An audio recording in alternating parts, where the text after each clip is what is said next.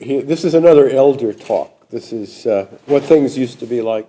And Anka said particularly she wanted to give the young people some sense of what phage were good for in the old days. So I will talk about that, although I'm going to start here and talk a little bit about Jim Watson instead.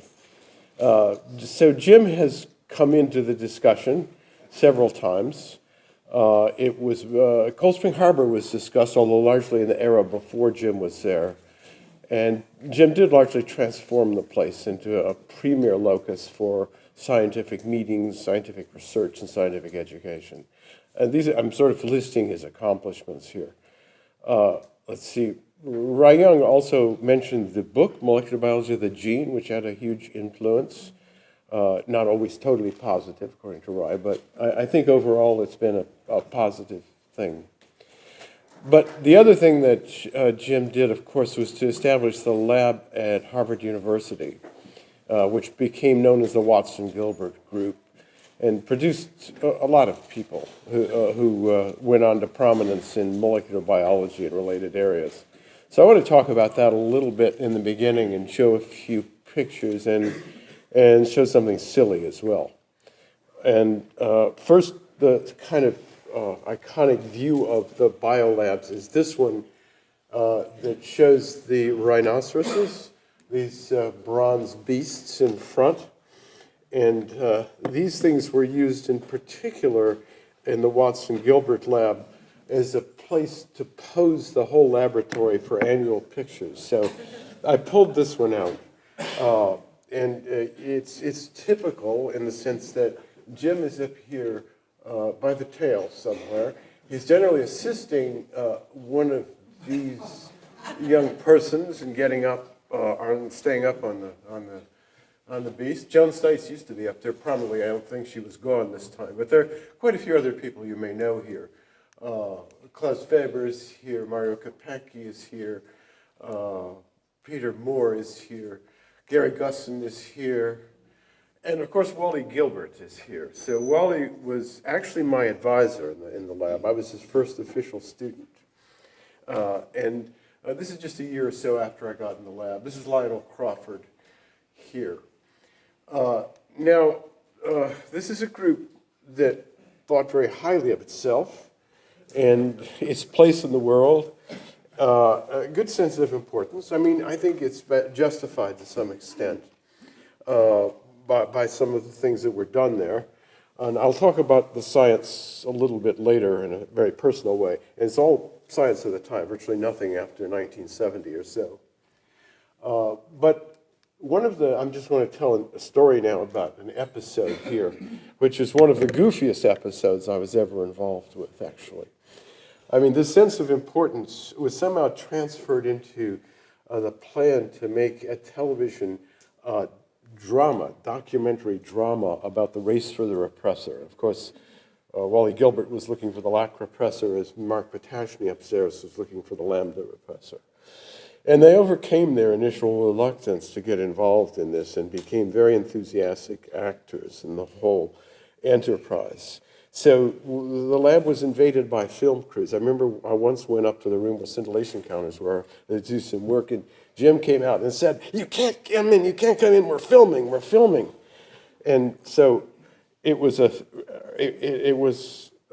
very silly time, and the whole nature of the thing is sort of indicated by this clip, which is here. This is just the first part of it. It was an hour program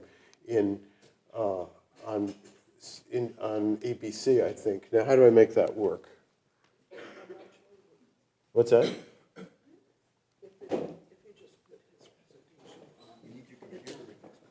Do I have to make it? Well, I thought we made it work, so... Yeah, I could do that on this. Okay, sorry. Yeah, I can use this computer. So anyway, this is the way it came out. And imagine what you're doing described with this voiceover. This is Wally Gilbert acting now. The camera's behind him, going into the lab as he would do every night. Can you? Oh, we can't hear it, actually. Man will have the power to determine what manner of people shall inherit the earth. So, anyway. if you like that, let's do it again quickly, because it's a lot of fun. Let me go back. This goes back? Oh, I see. Never mind. Okay, the elders tend to be incompetent in this sort of thing, so go back to. What was that? It's a stupid PC.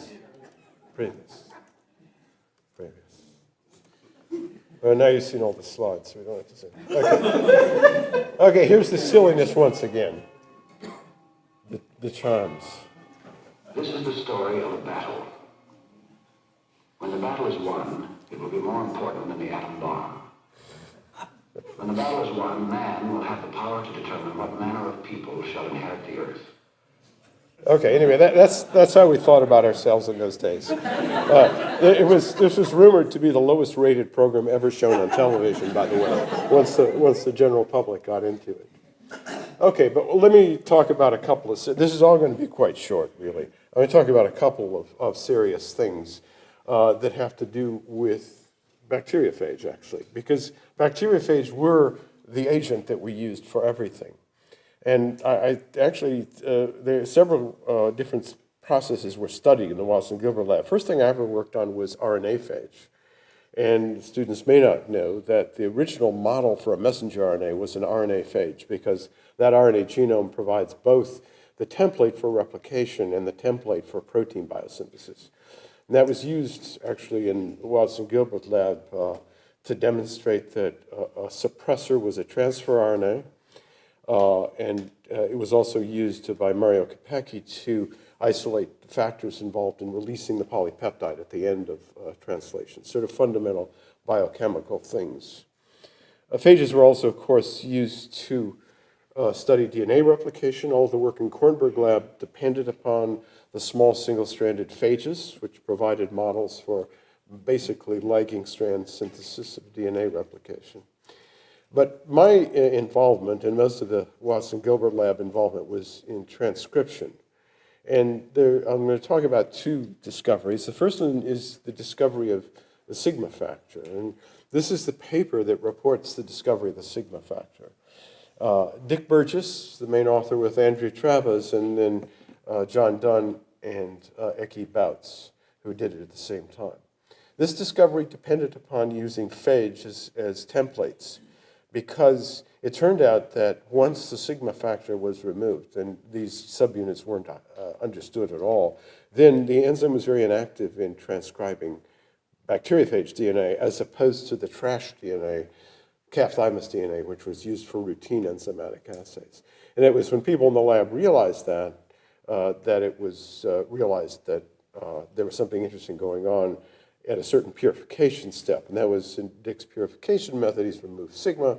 When that was put back, it was identified as a stimulating factor. Here's a manuscript that describes that. So that's one basic discovery, which entirely depended upon the properties of the bacteriophage and the bacteriophage promoters. So the second thing I'm going to talk about is what I was involved. Oh, here are the people involved, by the way: Eki Bouts, Dick Burgess, John Dunn, and Andrew Travis. All right, and the second thing I'm going to talk about is my own work, and it's partly going to be as a way of acknowledging the importance of the phage and the phage genetics in background in what I did. So one thing I did was to isolate this termination factor, did a bit of biochemistry here. And once you could do a bit of biochemistry, then you could use the lambda phage and all of its variants and mutants in order to understand exactly how transcription was working. So the main thing that came out of this was the discovery that there's a factor that terminates. This figure isn't necessary, particularly necessary here, but basically it shows that the factor inhibits the incorporation into the body of the RNA chain and doesn't inhibit the initiation step, which is the upper line there.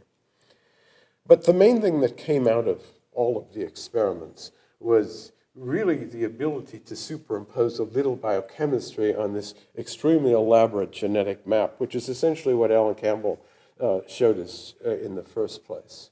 And basically what could be shown is that this,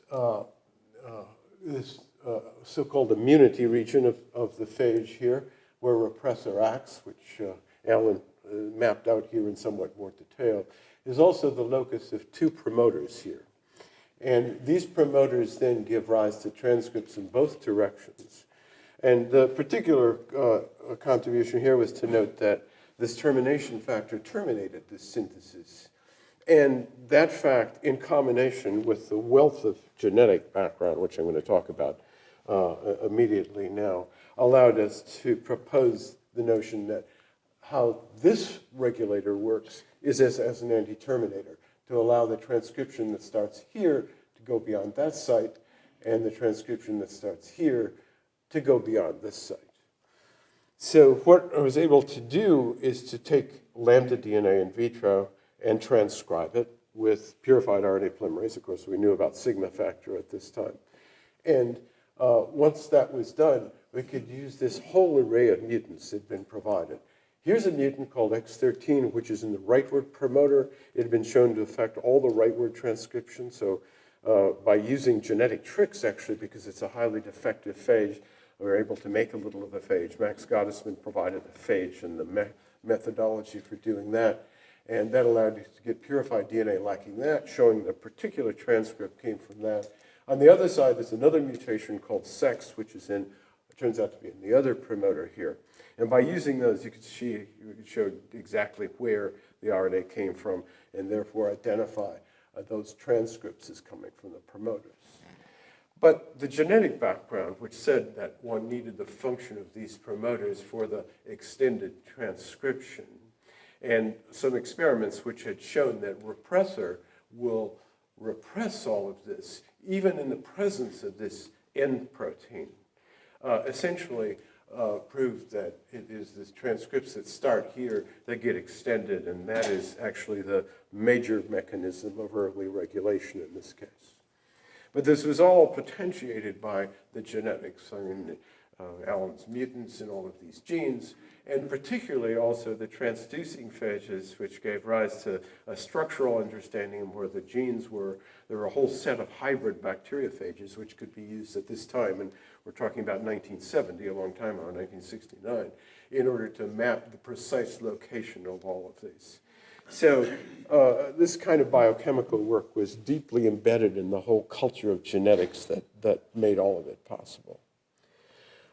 That's most of what I'm going to say, except I'm going to give a little indication of the next, what I did for the next 30 years or so, or one of the things I did for the next 30 years or so, which is to work on late gene transcription, and to acknowledge one of the other people in Lambda, who's unfortunately gone, and this is Ira Herskowitz, who of course worked in Ethan Signer's lab and then made critical contributions not only to control of repressor synthesis in Lambda, but to the mating type and the control of mating type in yeast.